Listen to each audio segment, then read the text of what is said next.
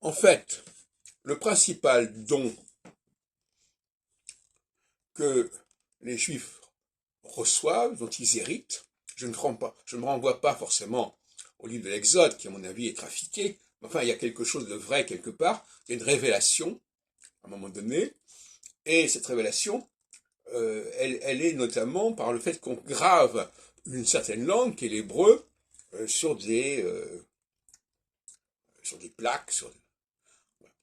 Eh bien, ce qui est important, c'est la révélation de la langue elle-même. C'est pas le fait qu'elle ait 10 commandements ou pas, c'est la langue elle-même qui est porteuse d'un savoir, porteuse d'un ordre du monde. Et c'est ce que j'essaye de faire. J'essaye de montrer tout ce qu'il y a de cohérent et de structurant dans la langue elle-même.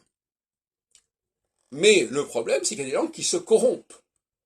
Et par conséquent, leur message, il se corrompt par lui-même, par le fait. Et mon admiration pour la langue française, et même si j'étais pas francophone, je le dirais, à condition bien entendu que j'ai une certaine culture de la francophonie et de l'oralité et de la dialectique entre l'oral et l'écrit. Si je n'ai pas cette dialectique, évidemment, ça va pas.